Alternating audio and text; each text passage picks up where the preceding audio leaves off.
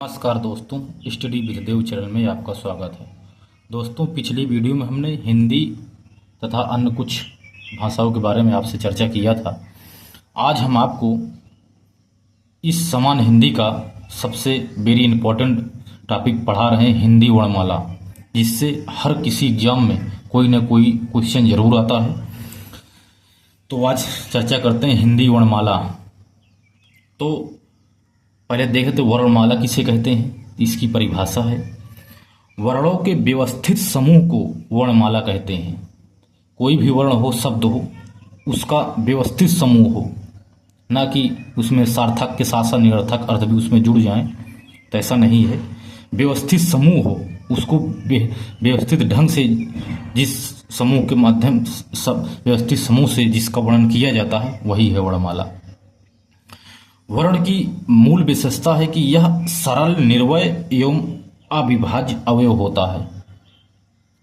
यह कोई भी वर्ण हो, उसकी यह मूल विशेषता है कि वह सरल हो, निर्वय हो एवं अविभाज्य हो, अविभाज्य अवयव होता है, वही वर्ण है। तो इसी वर्ण की जो व्यवस्थित समूह है, इसी को ही वर्णमाला कहते हैं।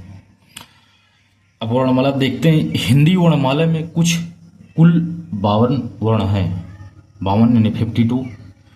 इसमें 11 मूल स्वर हैं, 33 मूल व्यंजन हैं, 2 उच्छिप्त व्यंजन हैं, 4 संयुक्ताक्षर व्यंजन हैं, 2 अयोगवाह हैं। इन सभी को टोटल ऐड करते हैं तो 52 वर्ण हैं। यानी हिंदी वर्णमाला में कुल 52 वर्ण माने गए हैं। अब देखते हैं स्वर की संरचना। ये वही ध्वनियाँ होती हैं, जो स्वर हैं ये वही ध्वनियाँ होती हैं जिनका उच्चारण बिना किसी अन्य ध्वनि की सहायता से होता है। यानी ये फ्री है, इनमें किसी अन्य की सहायता नहीं चाहिए इनको। ये वही ध्वनियाँ होती हैं जिनका उच्चारण बिना किसी ध्वनि की सहायता से होता है, यह स्वर है। ये मूलतः 3 प्रकार के होते हैं। जो स्वर होते हैं, ये ध्वनियाँ, ये 3 प्रकार की हैं: ह्रस्व स्वर, दीर्घ स्वर, संयुक्ताक्षर स्वर। जो ह्रस्व स्वर है इसको मूल स्वर भी कहते हैं। यह 4 हैं: आ, ई, उ, री, छोटा आ, छोटी ई, छोटा उ, री। इन 4 को ह्रस्व स्वर कहते हैं। ह्रस्व स्वर को मूल स्वर कहते हैं। ये इम्पोर्टेंट है। क्वेश्चन आ जाता है कि निम्नलिखित में से ह्रस्व स्वर कौन है। उसमें दे दिया बड़ा आ, बड़ा ई, ए दे दिया, उ दे दिया, तो इसमें उ रहेगा। यह ह्रस्व स्वर है। इस चारों इन्हीं को ही मूल स्वर कहते हैं। दूसरा है स्वर संरचना में दीर्घ स्वर। दीर्घ मीन्स बड़ा होता है। यह मूल स्वरों के संयोग से बने होते हैं। यानी आ, ई, उ, री जो हैं मूल स्वर हैं, इनके संयोग से, इनके योग से जो बने वर्णों को ही दीर्घ स्वर कहते हैं। यह 3 प्रकार के होते हैं: बड़ा आ, बड़ी ई, बड़ा उ। आ, ई, उ, जैसे छोटा दोनों को मिला करके बड़ा आ बना है, इसी को ही दीर्घ स्वर कहते हैं। यह संयुक्त रूप से होते हैं। 2 इसमें मूल स्वर को मिला करके एक दीर्घ स्वर बनाया जाता है। संयुक्त स्वर है तीसरे प्रकार में बताया है, संयुक्त स्वर है। 2 असमान मूल स्वरों के योग से बने होते हैं। जैसे मूल स्वर हमने बताया आपको 4 हैं। आ, ई मिलाकर ए बनता है, आ, उ मिलाकर ई, उ मिलाकर के, यानी 2 असमान, समान नहीं, इसमें तो समान थे, इसमें है असमान मूल स्वरों के योग से जो बने होते हैं, इसी को ही संयुक्त स्वर कहते हैं। जैसे ए, आए, ओ, आओ, से आ, ई मिलाकर ए, आ, ए मिलाकर के आए, आ, ओ मिलाकर के उ, आ और ओ मिलाकर के आओ बना है। यानी ए, आए, ओ, आओ, ये 4 होते हैं संयुक्त स्वर। 4 हैं इसका। तो स्वर संरचना में हमने देखा ह्रस्व स्वर, दीर्घ स्वर, संयुक्त स्वर। ह्रस्व स्वर में 4 हैं: आ, ई, उ, री। दीर्घ स्वर में आ, ई, उ 3। संयुक्त स्वर में 4 हैं: ए, आए, ओ, आओ। इसके बाद देखते हैं जो स्वर हैं इनका उच्चारण थोड़ा देख लेते हैं। यानी स्वरों का उच्चारण कैसे हुआ है। जैसे कुछ है कंठ से, यानी कंठ छोटा आ, बड़ा आ, इनका उच्चारण स्थान कंठ है, यानी गले से है। स्वरों का उच्चारण बता रहे हैं, ना कि व्यंजनों का। स्वरों का उच्चारण स्थान अगर देखा जाए तो कंठ से दो शब्द हैं, जैसे छोटा आ, बड़ा आ। तालु से यानी तालब्य से छोटी ई, बड़ी ई। मूर्धन्य से यानी मुंह के भीतरी भाग से जिस स्वरों का उच्चारण होता है वह है री। देखो री, मुंह के भीतरी भाग से। ओष्ठ यानी ओंठों, दोनों होठों के स्पर्श जो शब्द बनते हैं स्वर, उन्हें ओष्ठ कहते हैं। जो ऊ, देखो दोनों होठों के स्पर्श से ही ओष्ठ का निर्माण है। कंठ तालब्य, जैसे गला और तालु, जीभ, तालु में जो गले में जीभ के स्पर्श से जो बनते हैं, इसे कंठ तालब्य कहते हैं। जैसे ए आए, दो शब्द ऐसे हैं स्वर, इनको कंठ तालब्य कहते हैं। कंठोष्ठ ने कंठ द्वारा जीभ और ओंठों के कुछ स्पर्श से जो बना है उच्चारण स्थान, वह है उ आओ, यानी स्वरों का जो उच्चारण स्थान है यही है। कंठ से आ, तालब्य से ई, मूर्धन्य से रि, ओष्ठ से उ, कंठ तालब्य से आए, कंठोष्ठ से ओ आओ। ये स्वरों का उच्चारण है, इसको देख लीजिए। ये इसमें पूछ निम्नलिखित में से कंठ ध्वनियाँ हैं। छोटा आ दे दिया, ई दे दिया, ऊ दे दिया, ए दे दिया, इसमें कंठ ध्वनियाँ होती हैं आ।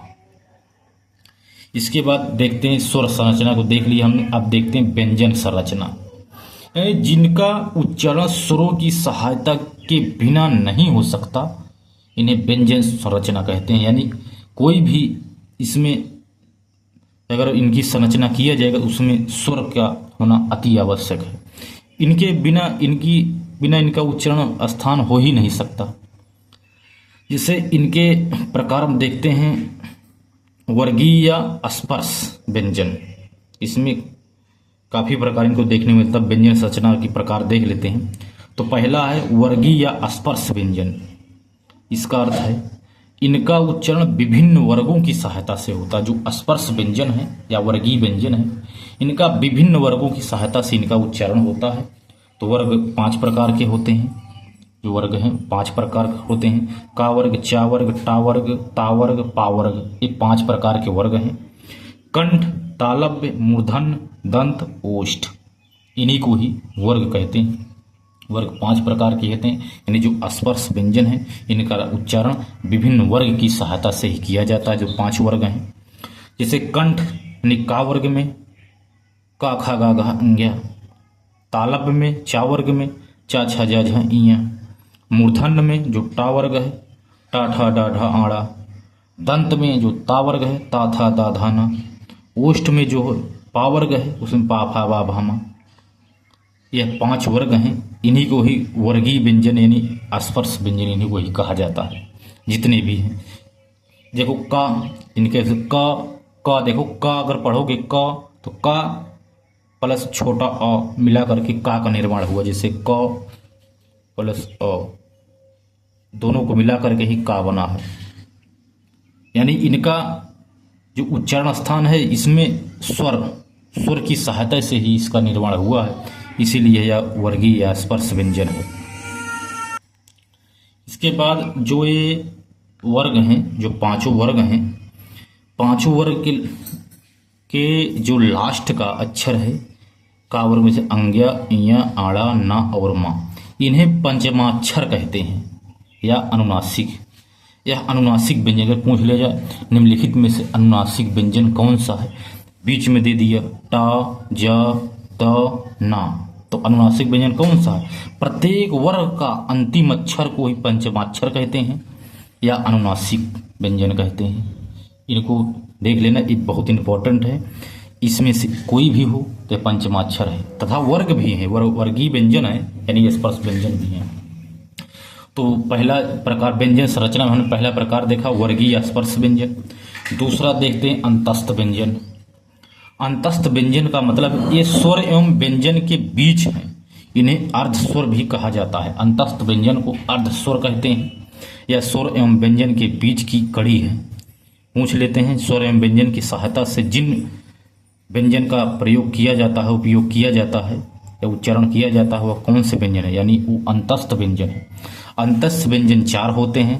यारा लावा, यारा लावा को ही अंतस्थ व्यंजन कहते हैं। अगला प्रकार है ऊष्म व्यंजन।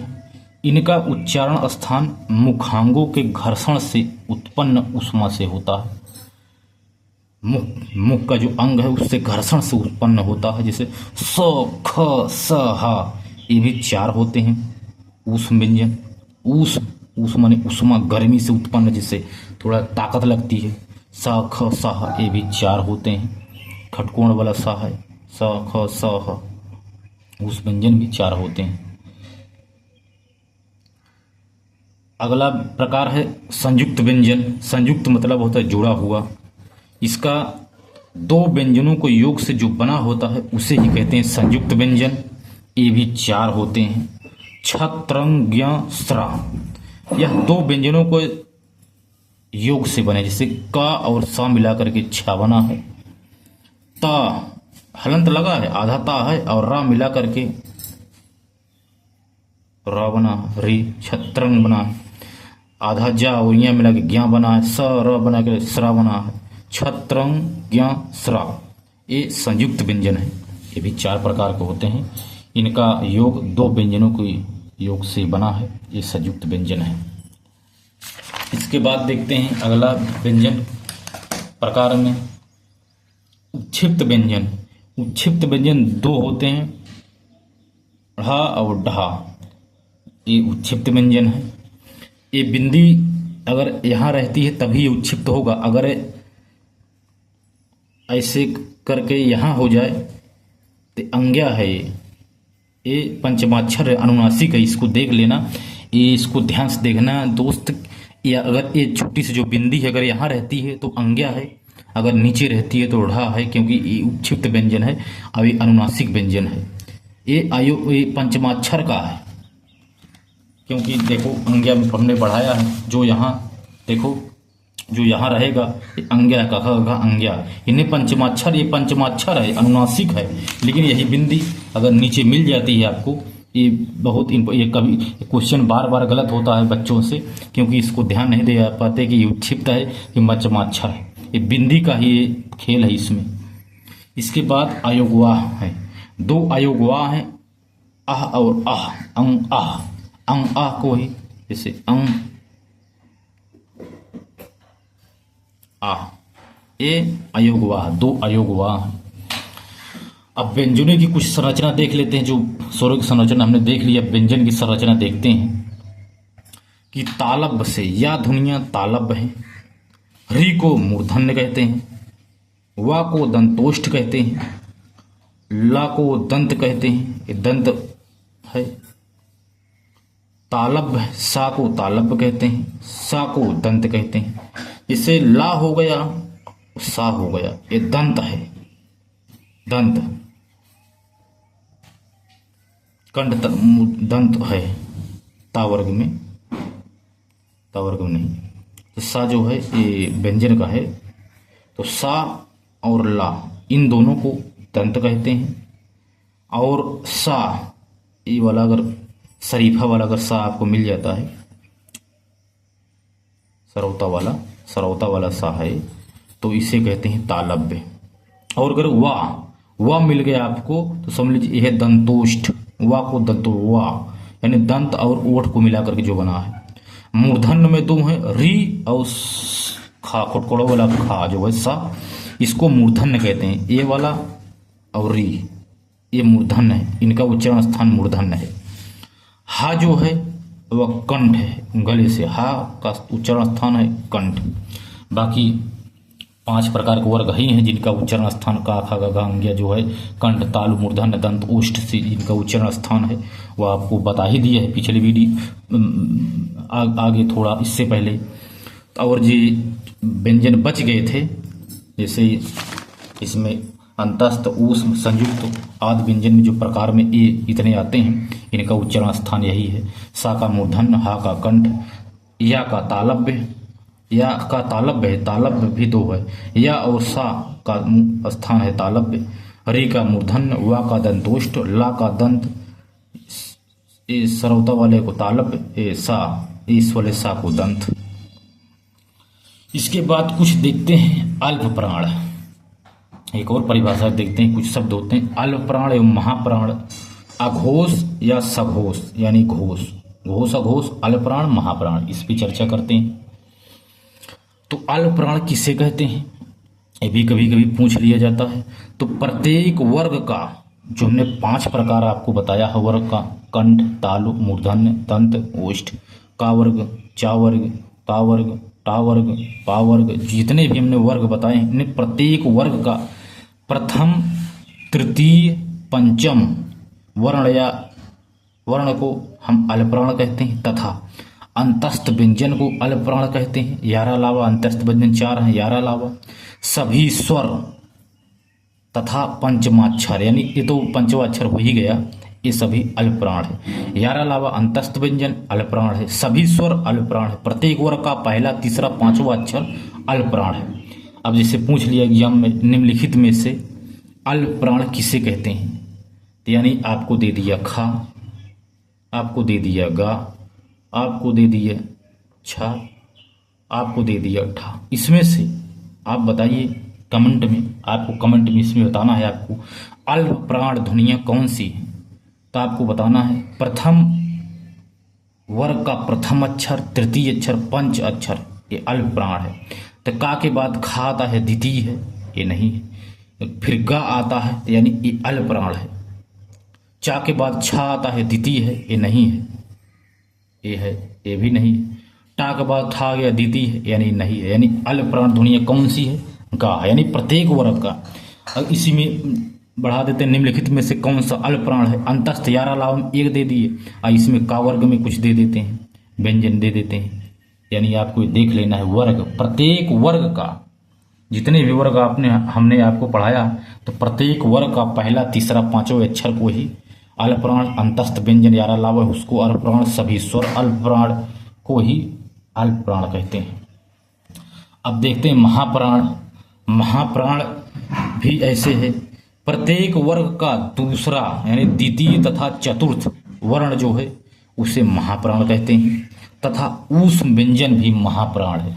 ऊष् व्यंजन में हमने बताया शाखा, साहा जो 4 हैं, ऊष् व्यंजन, उष्मा से यानी गर्मी, यानी थोड़ी ताकत से उत्पन्न ध्वनियाँ हैं, इन्हीं को ही महाप्राण कहते हैं। प्रत्येक वर्ग, यानी इसमें महाप्राण 3 हैं, तो खा, छ, ठा, ये महाप्राण है, बल्कि अल्पप्राण है।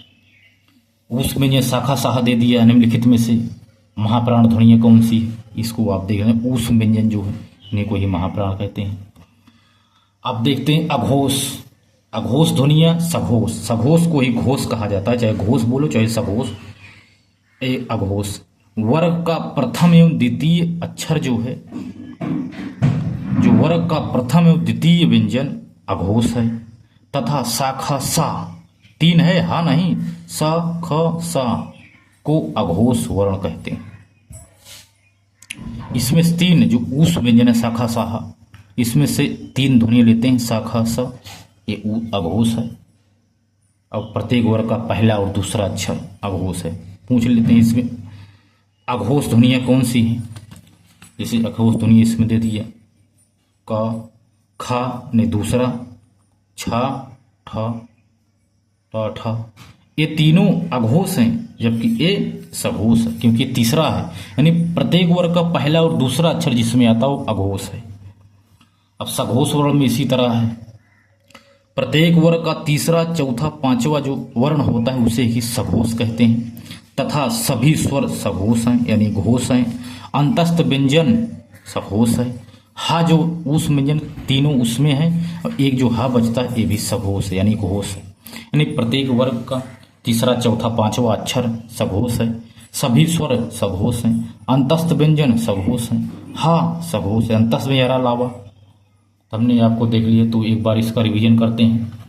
अल्पप्राण में प्रत्येक वर्ग का पहला, तीसरा, पांचवा अक्षर अल्पप्राण है, दूसरा, चौथा महाप्राण है। प्रत्येक वर्ग का पहला, दूसरा अघोष है, और तीसरा, चौथा, पांचवा सघोष है। इस प्रकार दोस्तों इसको आप एकदम अच्छे से नोट्स बना करके इसको हल कर लीजिए।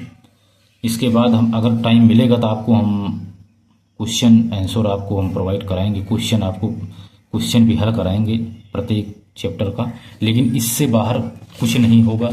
हिंदी वर्णमाला का सबसे अच्छा है जो इसमें से एक भी क्वेश्चन बाहर नहीं आता। इसमें से कोई ना कोई क्वेश्चन जरूर हर एग्जाम में आपको मिलेगा दोस्तों। तो मिलते हैं दोस्त एक और अगली वीडियो में, तब तक के लिए धन्यवाद। थैंक यू दोस्त।